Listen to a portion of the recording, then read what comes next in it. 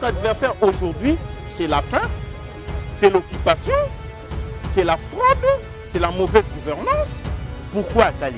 C'est justement pour mettre la population en attitude de combat.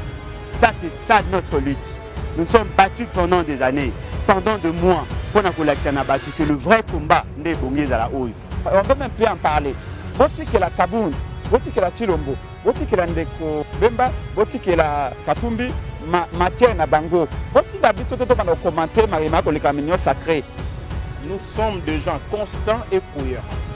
Ce qui importe, c'est l'objectif. Souffrez que nous combattions les systèmes. Lorsque nous vous avions dit que l'Union sacrée est la seconde grossesse du FCC4, vous ne nous avez pas cru. Aujourd'hui, vous avez les résultats sur terrain. Bao balingi Congo, balingi comment dit comment na Congo ko liboso, ba koki ko continuer pour faire la spectacle oyo FCC4 chez eux sur le côté. Ce n'est pas le moment. C'est ça l'IDPS. Ils sortent avec Validé Mokoboye. Mais nous comprenons encore. C'est là l'arrangement qui a entre Félix et Kabila. Pour un glissement, ils ont besoin de recensement. On est qu'à acte. Mais bon, parce que le principe de liberté, Kéhi n'a pas Chilombo. Kabila a recruté Simon Mkonga Chilombo. Je ne peux pas tirer sur l'ambulance, je ne peux pas tirer sur les corbillards.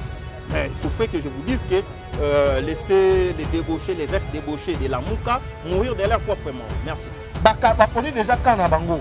Biso to boyi ba caméléon. Le los aliawa, bobi aux aliawa. Polingi sous-souté. Va choisir librement quand à Bango. Le long de ton babo. Ba qu'on décide. Babi va qu'on primature, ba musu ba on va poste. C'est comme ba ko ça ni sous.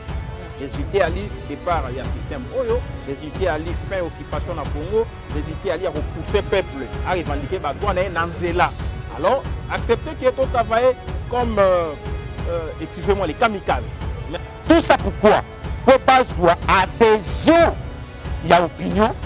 Bamona que non, M. Félix, il est le président, il décide, il a le pouvoir. Mais en réalité, c'est un jeu entre M. Kabila et M. Chilombo.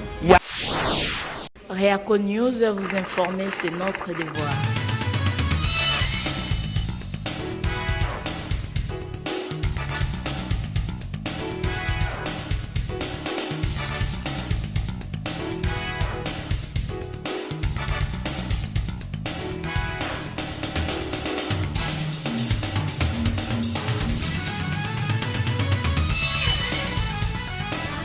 Réaco News, la chaîne qui vous informe à temps réel.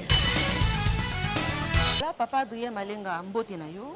Mbote maman Tatiana. Est-ce que vous allez pas na biso ko zo lisu moko moi lelo parce que président Martin Fayulu a boka kimbela pona ko benga biso ba pandisango pona ko ya ko yoka ndenge nini ye akosala penza cabinet na po anika ngonga mutuna e ba kongo mani bazali ko mituna. Maman Tatiana ngonga parce que même Bible lobi ete loko na loko za kana tango nango.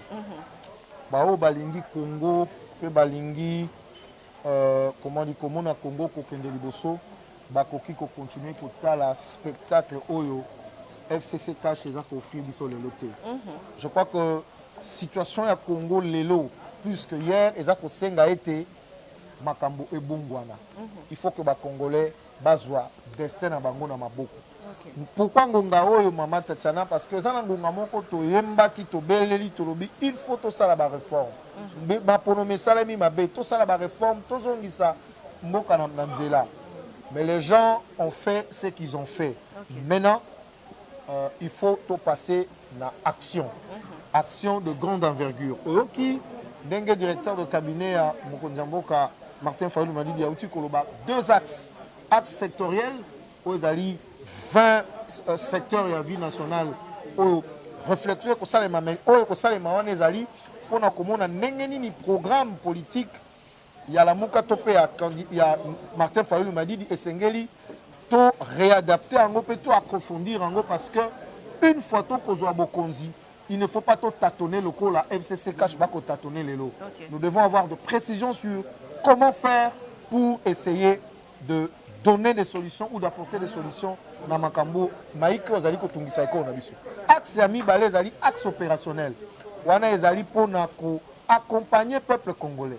na action de grande envergure pour s'exprimer enfin parce que boile oyo na théâtre oyo aussi to lembi yango. Alors axe opérationnel n'est qu'aux il y a terrain pour nous proposer 2 actions de grande envergure, la stratégie pour nous mobiliser le peuple de façon que to koba que ça le peuple a récupéré souveraineté parce que finalité ezali quête ya récupération de souveraineté à peuple nabiso. Donc ngongango pendande yango parce que ngo ekoki mama Tatiana pour être FCC cash va comprendre que bakoki ko sakana na avenir ya ba millions ba congolais. Il faut tous voir makambo na maboko de façon que récupération ya souveraineté à peuple nabiso ezala effective. Papa Adrien, pour Teto Kabouana, parce que Bakongoman Baïke, Baïbaki Teto Koya, na conférence de presse, il y a Mokomo, Lelo, et Bengisaki Bapandisango, il y a président Martin Fayoulou, Lelo Oyo, Katumbi Bemba, na partage ya gâteau et Kosimbate. Ce qui va s'enguer, te bazonge la bino na Lamuka, attend que Moko ya Baï Lamuka. Point de vue. Non, Balaki, c'était Bazali, ils n'ont pas compris le combat de Lamuka. Combat la moukeza combat positionnement politique parce que tu le motangu Kabila noma qui est na discours na investiture attendant que biso loboko torobaki tokoki ko simba loboko ezali na mbindo te. Comment est-ce que tokoki biso ko ndima ko participer na pouvoir oyo enyati souveraineté à peuple na biso tokolobani ni na peuple lobby tolobi ete candidat na muka Martin Fayulu m'a dit dinda gandaki élection to sali communiqué to signé biso ba leader to lali to lamuki le quoi babi union sacrée zali to lobi to na union sacrée to bosani bitumbo to bundaki na peuple. Les gens sont morts dans cette affaire, Maman Tatiana. Est-ce que le peuple a causé biso na sérieux? Le problème avec le politicien congolais, c'est la constance en politique. Les gens sont emportés dans ba besoin ya ba tube digestif, ya ba positionnement politique. Au moment où les politiciens, la tête que les Congolais sont est. La tête que misère et atteindre le niveau de la peuple. Ils comprennent que pas la balkanisation, c'est-à-dire que Koba. L'armée rwandaise est avec la complicité du pouvoir de la Kinshasa. Mais pendant ce temps-là, ils sont en train de discuter sur une présidence et un parlement illégitime, primature ou dans le pouvoir illégitime, pendant que le pays se meurt. Pendant que le plan de la balkanisation continue. Alors, biso tolobite, biso combat na biso na lamuke zali combat na te. Bao bandimi lelo komene combat na baza libre. Et nous, je crois la DVI l'a dit, nous avons constaté l'auto-exclusion à Batouana. Donc, baponi déjà kana bango. Biso toboyi ba caméléon. Lelo zaliawa, lobi ozaliawa, tolingi susute. Ba choisir librement kana bango, lelo nde tokolo babo. Bako décider. Babi va kozwa primature ba musu ba kozwa poste siko ba ko sa nini susu.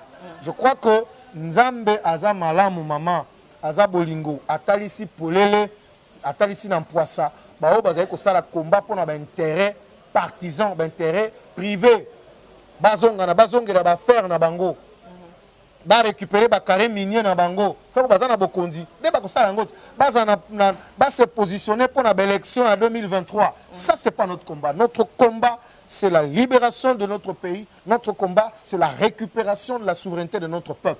Le reste est quoi après parce que le peuple congolais n'a qu'à et le Congo donc je crois qu'ils ont montré Balponine Zelana Bango, Topesi Bango, Longonia, Toshemena qui na Bango ensemble.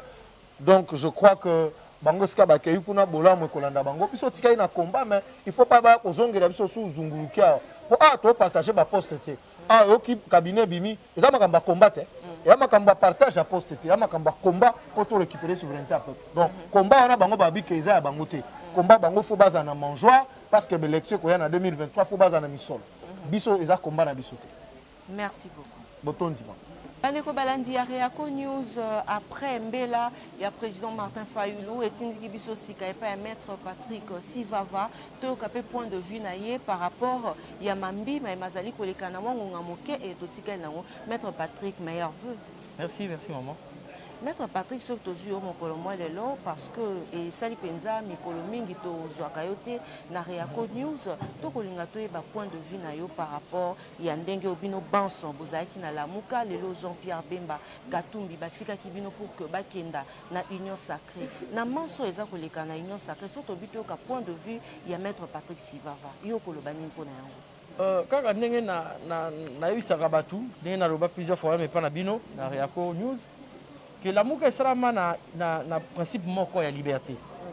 La preuve, tangu le 12 novembre 2018 bato mibale balongoli basignature bomona ye mutu moko mpe talandaki bango totikaki bango bakende bakontinue osala makambo na bango tala kote bakomi tala nde basukaki moko akomi akangisa mosusu akomi akoloba te mibale biso badeside kokende bakendaki conseil matungulu kulutu na biso mbusa na mwisi sikoyo bemba na Katumbi badeside kokende soki union sacré soki sucré soki nini bobengaka wana yaka liberté baza libre biso na ngambo na biso toprendre kaka acte et bon basali principe ya liberté bakei na bango pa Tshilombo Kabila recruté bango na nsima mokongo ya Tshilombo bakei na bango biso toyasu na makambo wana te kote bakokende esimbela bango te wana etali kaka bango biso etali biso su te mais bon bazokontinue konégocier bakokosa bato bangungu neti kaka baosala na média sala moto akolinga matisa pression bakontinue banégociation na bango esimba te biso etali biso te toyebi ke union sacré wana ezali deuxième grossesse ya Kabila tie lisusu Tshilombo mwana wakobotama azala kisimbi azala mwana normal wana etali biso te il faut kaka ke monsieur Tshilombo andima ke papa ya mwana wana eza Kabila eza peuple congolais te donc eza semi Kabila tie po abota mwana mibale donc voilà makambo etali biso toyebi kote kosuka bon ça elo moko asika te à part kocontinue koyiba mbongo ya peuple congolais kocontinue kocréer bamillion chaque jour tonomonaka bamillion million boye ekei boye tokocontinue kaka nango eza kaka ke balongoli bato ndambu bamillion bapesi bato ndambu donc ozocontinue bongo donc makambo wana etali biso te etali peuple congolais te ndenge kaka peuple congolais mpona ye bango te nyonso baosala buso équipé dans le peuple congolais, pas qu'on dit que vous mais tu as la côté de Rosuka là bango. Il y a un d'ailleurs le long de Togutania. Mon konzambo Kamate Fallu m'a dit a annoncé installation cabinet de combat. En 2021, tout ça sangana peuple cabinet de combat on a et que sangana peuple pour tout bunda bitumba récupérer pour konza peuple congolais. Une installation il y a cabinet à combat wa na boponika kangonga et maître Patrick. Kasi pour notre tika ni bango tante. Bomoni soki ozo solola na mutu moko boza mbilinga il faut que lukatemba la moko yo oke maboko bakoloba ke non yo ozala tort il faut que mema etina suka ndeto memi Tshilombo na Kabila tina suka babeti siko système achita sima Kabila ka nenga kabola garde na ye garde ndamba kende pa Tshilombo garde ndamba tikale pa na ye ka nenga kaboli ba député na ye ndamba tini ba pa Tshilombo ba sa majoritaire ba gérer mboka ndambu orti d'abord opposition pour sa majoritaire bon mona kala mingi te apporter par l'opposition arbima ba ko suka ba Kabila pour sa majoritaire du coup même na Katumbi ba nga ba ke l'opposition républicaine ba ko perdre partout biso to ça la résistance to moni ke ngoko koki même général de Gaulle ta ngende résistance contre Pétain et tata mko le résistance bandaki ndepeka mko momo ba kota na France il fallait ko sangisa makoki il fallait ko tike la Pétain na Hitler tant ba tika boso ba osala quand on tika boso ba osala ta komona ki débarquement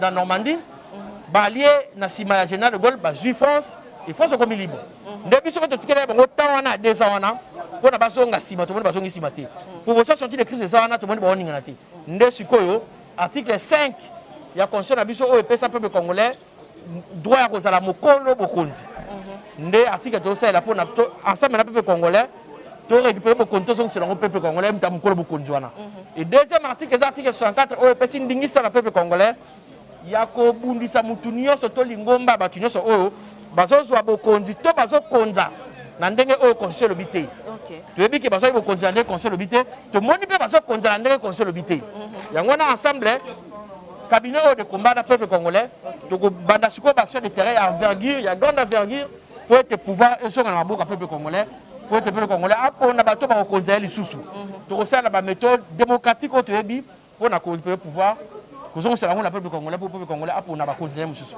Matondo mingi maître Patrick Sivava. Matondo maman. Que vous le faites au nom de la coalition Lamuka, cette stratégie? Non, les cabinets, c'est les cabinets du président élu. Le président Fayoulou, c'est le président élu. Il est au-delà de la sphère Lamouka. Puisque au cabinet, on vous a dit, il y a même le membre de la société civile, il y a la diaspora, il y a le membre de la Mouka, il y a le membre de la DVI, Dynamique Vérité des Urnes, il y a le membre de l'ECID, il y a les jeunes émergents. Donc c'est un cabinet complexe, comme on l'a dit, mais pour des raisons stratégiques, nous devons travailler pour obtenir beaucoup plus de résultats sur le terrain que faire ce qu'on appelle l'exhibitionnisme. On n'a pas besoin d'être exhibé, on n'a pas besoin d'être dématu-vu. On ne peut pas jouer comme cela parce qu'on a étudié tous les paramètres. Notre adversaire aujourd'hui, c'est la faim, c'est l'occupation, c'est la fraude, c'est la mauvaise gouvernance. Et lorsque nous combattons tous ces fléaux, souffrez que vous ne sachiez pas qui fait quoi, qui va où. Ce qui importe, c'est les résultats sur terrain. Ça a été étudié, les noms sont là, nous nous connaissons, mais laissez-nous travailler avec beaucoup plus de stratégie. Vous savez, les Rwandais ne disent pas tout ce qu'ils font. Si nous nous pêchons, parce que nous faisons beaucoup plus de déclarations, là où parfois il faut moins parler et beaucoup plus travailler. Pourquoi vous gardez toujours le nom? Vous craignez quoi les débaucheurs, comme a été le cas de l'un de vous qui est parti à l'IGF? Non. Prenez ça comme vous voulez, mais pour nous, nous sommes des gens constants et cohérents. Ce qui importe, c'est l'objectif. Souffrez que nous combattions les systèmes. Lorsque nous vous avions dit que l'union sacrée est la seconde grossesse du FCC caché, vous ne nous avez pas cru. Aujourd'hui, vous avez les résultats sur terrain. Mais vous ne savez pas comment nous en sommes arrivés là. Pour vous dire que, écoutez, là où nos frères sont partis, même si je ne peux pas tirer sur les cadavres, vous le savez, lorsque les gens sont morts, on ne tire pas sur les cadavres. Je ne peux pas tirer sur l'ambulance, je ne peux pas tirer sur les corbillards. Mais souffrez que je vous dise que laissez les débauchés, les ex-débauchés de la Mouka mourir de leur propre mort. Merci. Ezalaki annonce à cabinet à Mokonzi Ekolo, président Martin Fayoulou a annoncé des axes principaux, les axes sectoriels, dans actes opérationnels. Donc, à nommer les hommes, les femmes capables d'accompagner le peuple, toi accompagner le peuple pour la reconquête de la souveraineté nationale. Bitumba to kosala yango sans que batu baeba. Maître Nikwa to jouer rôle nini, Prince Penga ko jouer rôle nini, Tela ko jouer rôle nini. Biso mo to garder yango confidentiel et pour raison d'efficacité et action, yangwana toujours sous la réunion pour continuer nos stratégies et Mikole Koya pour mon action sur le terrain mais pour battre nanya osala nini. Ce qui importe, il y a un résultat. Résultat à li départ, il y a système Oyo. Résultat à li fin occupation na Congo. Résultat à li à repousser le peuple à revendiquer le droit na Nzela. Alors, acceptez qu'il y ait tout travail comme, excusez-moi, les kamikazes. Merci beaucoup. C'est les cabinets de combat. Ça a été dit, c'est les cabinets de combat. C'est très important. Il y a un moment de terrorisme ici dans le monde parce que bah, éviter qui fait quoi. Laissez-nous travailler maintenant comme des faits stratèges politiques. Tu dois déployer un terrain, on combat un système, mais bah, éviter qui fait quoi. Il faut applaudir, il faut apprécier l'intelligence politique. Il y a présent Fayoulou. Mais si tu veux nanya osala nini, et puis tu vas gagner combat. Merci beaucoup. Ce qui est important pour Nabiso, de présenter na mokili mobimba, la presse nationale, internationale, cabinet où il faut accompagner bien sûr le président élu Martin Fayoulou. Vous voyez bien une élection Salamaki en 2018. Vous voyez très bien que Moutou Oyo a commis président na kati Mboka Oyo Congolais pour Nakieti. Et aujourd'hui nous nous battons pour que na kati Congo tous en a réforme sur la CENI, réforme sur la loi électorale, réforme sur la Cour constitutionnelle, réforme sur l'armée et la police, réforme pour combattre la corruption, réforme sur la justice et les droits humains. Mais nous nous battons aussi pour que l'élection Ezala anticipée. Et pour cela, le président élu a besoin bien sûr d'un cabinet composé des gens qui aiment le Congo, des gens intègres qui vont l'aider bien sûr à arriver à ses fins, bien sûr avoir des élections anticipées avant 2023. Et Tolingi aussi, Kolobaboui, nous allons nous battre pour que Makamo et Salambaki en 2018 et Koka, Kosalema, les sous-soutés en République démocratique du Congo. Voilà un peu l'économie de ce qui s'est passé tout à l'heure. Bato baluki mobulu na kata mboka ezali bato yo ba tricher. Ezali bisote. Bisuma Martin Fayulu ezali nini? Martin Fayulu a gagné les élections na kata mboka oyo. Est-ce que vous sepela nenge le lengo vous sepela nenge moko zo tambola et tamusa malelo? Boki masola union sacrée que bato bakena ki wela ne ba poste. Parce qu'aujourd'hui malheureusement na kata mboka oyo tous allons na politiciens affairistes, tous allons na politiciens bazanga constance. Suka suka peuple né azali ko kemba, peuple né azali ko souffrir. Il y a un autre ligne ko abréger souffrance ya peuple en annonçant bien sûr, en travaillant pour avoir des élections anticipées avant 2023. Voilà. Merci beaucoup. Andiariako tozi pona bino lisusu papa Michel Mangala parce que mambi ma matali ekolo ekotindika biso te to pusana pene na bango pona kolobela mambi ma matali ekolo papa Michel Mbote na yo. Mbote Mama Tatiana. Enfin, boza satisfait na cabinet ya bayi résistance soki tokena na yango na olenge wana ndenge président Martin Fayulu akoloba motuna ezali ya koyeba papa Michel Mangala bozela kitango nyonso bokoloba te kaka pona nini ngonga eyeboponi tongo kite bemba kote kuna esimbi te katumbi ekosimba te yango epesi bino makasi to pe boni te mama eza pona bongo te biso tokobunda bitumba pona bemba te pona katumbi te tokobunda bitumba pona Congo pe pona ba Congolais. Olandaki, le président légitimement élu, na message na la nation le 30 décembre 2020. A yebisaki bana ya Congo pe mokili mobimba que a mettre en place cabinet ba homme pe ba femme oyo ba tondi na bolingo ya mboka ba tondi na volonté ya changement pour que to sunga mboka na biso Congo etelema. Parce que maman Tatiana oyebi que mboka na biso soko zonga sima ezali mauvaise volonté mauvaise foi ya batu oba ko kambalelo. Pourquoi? Au lieu que batala makambu ya solo ya mboka na biso Congo bango ba ko tala makambu ya pouvoir na bango ba ko tala makambu oyo ezali d'une manière partisane. Donc bakangami na pouvoir bakangami na volonté ya misolo. Mais l'homme congolais qui souffre, le Congo qui est en train d'en pâtir, pour Nabango, est intéressé Bangote. Mais Moto Oyo aboya qui compromission. Moto Oyo aboya qui se comploter contre le Congo. Bapé ça y est pouvoir pour que à servir ba individu.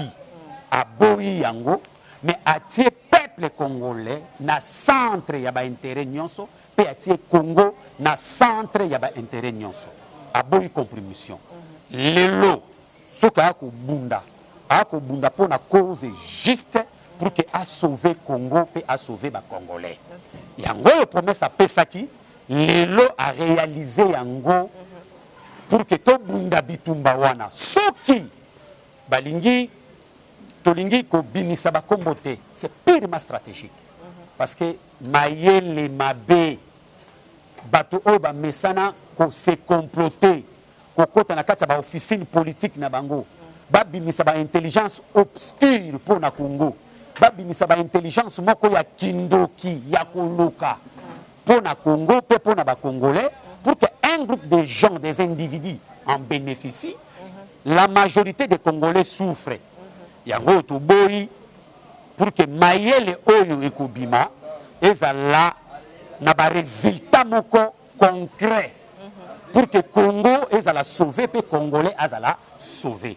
C'est pourquoi ce communiqué va citer ba kombote ezali pour na ba raison moko stratégique. Mais pesi de konanga Yves Mbote. Donc maman Tatiana esengoza na ngambo na biso parce que biso tozali lamuka populaire peuple congolais bazali sima na biso ensemble na Congo na ba Congolais total na même direction pour na kobunda bitumba pour na ko sauver mboka parce que toyebi maman Tatiana Kabila na Mese Chilombo bazali na bango moto moko o nyonso ba ko sala wana ezali nango diversion ba ko kosaka ba yo kana ebisa o vérité moko Kabila atali amoni ke ye soki atie lisusu libaya peuple congolais akovotaka ye lisusu te. Mais atali a mutu oyo ya confiance oyo biso totiaki wana ezali nde Monsieur Tshilombo. Mais Monsieur Tshilombo yango après 2 ans mpe biso kaka tosere tokangi ye bakati akoka kosala te. Soki toke na lolenge oyo Fayulu akobattre bango na baélection oyo. Mais qu'est-ce qu'il faut faire? Il faut topesa ça Tshilombo, Monsieur Tshilombo, moi épaisseur.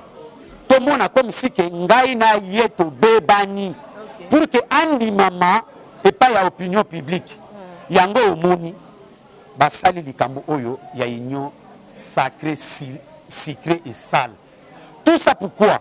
Pour bazwa adhésion ya opinion. Bamona que non, Monsieur Félix, il est le président, il décide, il a le pouvoir. Mais en réalité, c'est un jeu entre M. Kabila et M. Tshilombo. Yango le résultat maman pona chité wana. Résultat wana ezali ni poke. Oui, poke bato bani mana sukisa wana. Bulandi mende. Yakuluba nini ke union sacrée ezali coalition gouvernementale élargie. Yango omoni Bemba Katumbi bango nyonso bakei kuna. Voilà maman Nanga Tatiana, où le peuple congolais devait retenir que Kabila na M. Tshilombo bazali motomoko o nyonso ba ko sala ezali nango diversion. Na pesio merci na ndenge opesaki biso ngonga po keto so na ba congolais. Merci beaucoup. Koto pusani soupene ya papa Alain Bolodjo mbote na yo. Mbote mama ngai. Enfin, président Martin Fayulu, likambo ya kotia cabinet auto luka koyeba ba kongomani ba ike po anika na ngonga e. Question est pertinente et cette question ngai pe na mi posaki. En tout cas, ce qui est vrai ezali vaut mieux tard que jamais. Mais le komoko ezali c'est par rapport à dynamisme il y a écosystème politique. Aujourd'hui, ça se justifie par le fait que Alain Naposa a redynamisé davantage. Parce que ce qu'on y a déjà, l'essence que lui donne na haute bengi cabinet, on se rend compte qu'il a eu effectivement le moment idéal pour mettre en place le cabinet. À ne pas confondre avec Batumso Bakanisa qui est un gouvernement parallèle, un gouvernement Ilunkamba. Non, ce n'est pas un gouvernement, c'est justement un cabinet pour renforcer la capacité. Parce que le cabinet, de manière générale, il a une organisation pour assister le chef. Et yangondo moni basalaki eloko wana. Eloko wana sepeli ezali le pourquoi. Pourquoi sali? C'est justement pour mettre la population en attitude de combat. Ça c'est ça notre lutte. Nous nous sommes battus pendant des années, pendant des mois pour battu que le vrai combat n'est bongi à la haut. Parce que ce token qui na philosophie wana à liboso, ça allait poser problème. Il faut que les gens qui sont engagés basent à la devant une unité de commandement. Et cette unité de commandement va orienter les choses. Et le côté au Martin Fayulu, après avoir mis sur pied le cabinet, ce qui reste à faire, élargir le spectre, inviter les autres organisations pour créer une nouvelle dynamique. Cette nouvelle dynamique est co-intégrée un combat à l'étranger, un combat sur le plan national, afin qu'ensemble, tout le monde s'organiser. En ce moment-là, la population n'a la capacité de faire face contre Batunios de tout les usurpateurs, contre Batunios de tout les Makambo, contre la volonté à peuple. Voilà, je crois que c'est ça l'essentiel. Il y a au Sepeli, et puis dans Sepeli le temps avec lequel on va prononcer en gros que l'avenir du Congo dépend de l'attitude des Congolais aujourd'hui. Et c'est ce que moi personnellement j'ai salué. En tout cas, merci à l'initiateur, merci à Bato Nyoso Sistaki, et je crois que comment la biso doit continuer. Merci. La peuple na biso. Na moment où vous venez de voir ici à Ituri, plus de 49 Congolais assassinés, enfants et femmes. Tu sais quoi, assassiner une femme, c'est ce que ça veut dire. Non seulement c'est une vie, mais moto a sa reproduction. Pour te yobotama, moi c'est mon co a éprouvé douleur à Zalé, à Simano. Attaque le lot comme on a été, attaque aussi comme on a été. Mais assassiner, oui, assassiner moi, c'est ce que ça veut dire. oyo mwana akoki apporter na société. Déjà c'est assez symbolique assassinat ya mwasi na ya mwana na este. Bato ewa sucré salé. Non, on peut même plus en parler. Boti que la Kabound, boti que la Chilombo, boti que la Ndeko Bemba, boti que la Katumbi, matière na bango. Boti na biso toto bana commenter marima ko le camion sacré. Union sacré to le baki na bino ezali seconde de grossesse. Ya FCC cache. Le lobo ndimi angote. On peut savoir raison te. Tu as besoin de raison te. Bolandi lambe mende alobi na bino Kabila mutalobi na biso to kota na union sacré. Ezali bord ya Kabila pe. Ezali makanisi ya Kabila. Qu'est-ce que vous voulez qu'on dise dans quelle langue? Na loba te la pas comprendre. Qu'est-ce que va comprendre que non eza idée moko ya malamu yango bango basa. Ah, ce que eza idée ya malamu. Botika idée ya malamu nyoso ebotaka mbuma nango. Nzete ya malamu ebotaka flirter. Suka te boti fololo et que bota pe mbuma. Komona mbuma union sacré. Presse penge to loba élection anticipée oyo tolobi awa ototangi na discours ya président Martin Fayulu. Lelo au 2021, 2 ans etikali kala mingi te. Place ya recensement kozala wapi élection anticipée place nango. Il n'y aura pas de recensement. Na élection anticipée ça ko identifier ba Congolais. Je dire il n'y aura pas de recensement. Au recenser nan. Ce n'est pas le moment. C'est ça l'IDPS. Ils sortent avec idée moko boye, mais nous comprenons encore. C'est là l'arrangement qui a entre Félix et Kabila. Pour la cause de glissement, ils ont besoin de recensement. Tous les chercheurs, les sociologues, les ethnologues, les politologues, les juristes ont démontré qu'il est impossible aujourd'hui et c'est risqué d'organiser le recensement. Ce qu'on organise le recensement, après le recensement, on a 200 millions d'habitants. Et dans 200 millions d'habitants, 90 millions de Rwandais et Ougandais. Ça a été démontré. On n'a pas de frontières. On n'a pas une police et une armée qui va sur les frontières. Tu organises les recensements. Mais tu vas recenser que des Rwandais. Tu vas recenser que des Burundais. Même Bisso na kati ya la Muka. Congolaise, double nationalité congolaise, tu reconnais Tango na pays voisins. C'était pourquoi?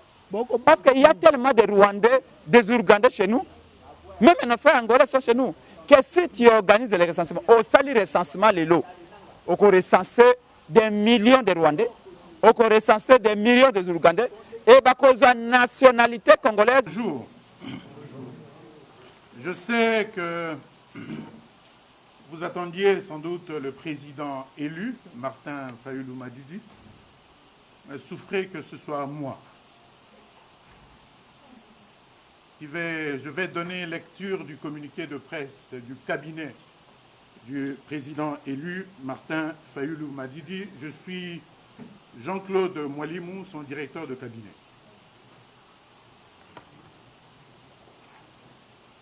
Mesdames et messieurs de la presse, lors de son adresse à la nation le 30 décembre dernier, le président Martin Fayulu Madidi avait fait un diagnostic sévère et révoltant de la situation politique, sécuritaire, économique et sociale de notre pays. Aussi avait-il annoncé la mise en place d'un cabinet pour accompagner le peuple congolais dans la reconquête de sa souveraineté. Un cabinet de combat composé de femmes et d'hommes qui s'engagent résolument pour un Congo fort, digne et prospère. Une équipe dynamique, composée d'anciens et de nouveaux en politique, certes, mais aussi des jeunes, des technocrates, des membres de la société civile et de la diaspora. Il y a lieu de préciser tout de suite que le cabinet n'est pas un gouvernement parallèle, mais comme je l'ai indiqué tout à l'heure, une équipe de combat avec 2 axes principaux, à savoir l'axe de gestion sectorielle et l'axe opérationnel. L'axe de gestion sectorielle comprend les 20 secteurs suivants. 1. Affaires étrangères, intégration de l'Afrique médiane et congolais de l'étranger. 2. Justice, réformes institutionnelles et droits humains. 3.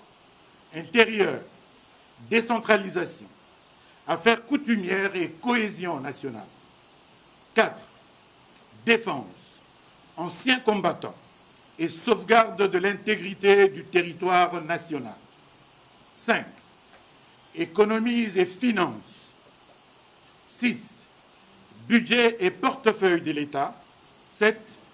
Affaires foncières, urbanisme et habitat. 8. Éducation nationale, recherche scientifique et développement du numérique. 9. Culture, industrie créative et patrimoniale, tourisme et médias. 10. Électricité, hydraulique et projets énergétiques durables. 11. Agriculture, pêche, élevage, développement rural et sécurité alimentaire. 12. Transport et mobilité. 13. Travaux publics, routes, chemins de fer et ports. 14. Santé, hygiène. Je voulais dire hygiène publique et affaires humanitaires. 15. Environnement, climat, salubrité publique et développement durable. 16. Genre, famille et solidarité. 17. Fonction publique, emploi et formation professionnelle. 18. Industrie, commerce extérieur et entrepreneuriat. 19. Mines et hydrocarbures. 20. Sport, jeunesse et éducation citoyenne.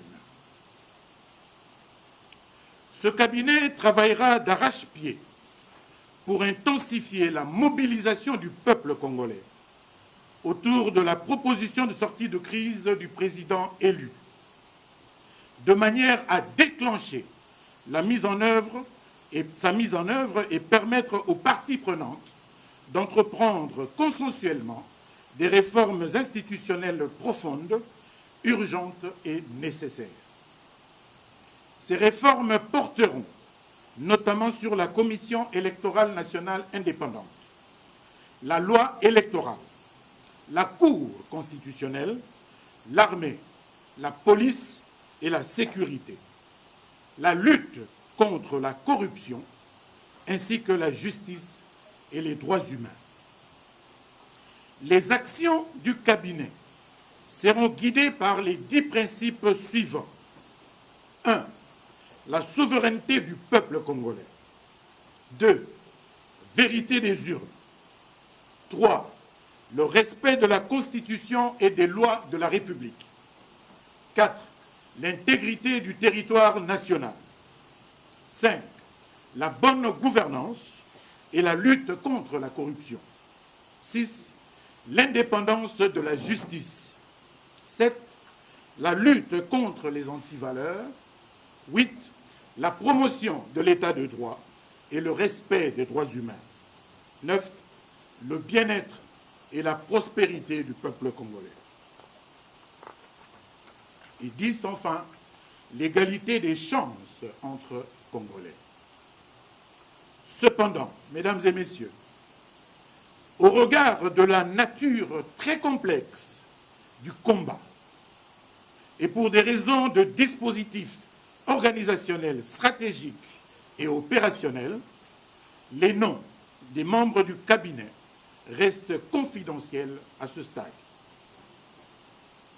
Mesdames et messieurs, le président élu et son équipe se battront pour la tenue des élections générales anticipées.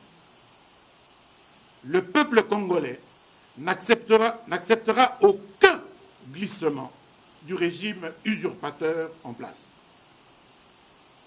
Comme il n'acceptera plus jamais la tricherie, la fraude opérée lors des élections du 30 décembre 2018 doit être la dernière, car le respect de la Constitution de la République doit s'imposer à tous et la force de la vérité doit primer. Pour rappel, dans son discours du 30 juin 1960, notre héros national, Patrice Emery Lumumba, dont nous saluons la mémoire, soulignait que, je cite, « Nul Congolais digne de ce nom ne pourra jamais oublier que c'est par la lutte que l'indépendance de notre pays a été conquise. Une lutte de tous les jours, une lutte ardente et idéaliste, une lutte dans laquelle nous n'avons ménagé ni nos forces, ni nos privations, ni nos souffrances, ni notre sang. » Fin de citation. Aujourd'hui, notre lutte est triple. La défense de notre souveraineté, la libération du peuple contre la dictature et la protection de notre pays contre son implosion et sa balkanisation. Nous avons élu Martin Fayulu Madidi président. Il ne nous abandonnera jamais. Mieux vaut être avec le peuple de Dieu que d'avoir pour un temps la jouissance du péché. Matthieu 11, 25. Que Dieu vous bénisse, que Dieu bénisse la République démocratique du Congo, et je vous remercie.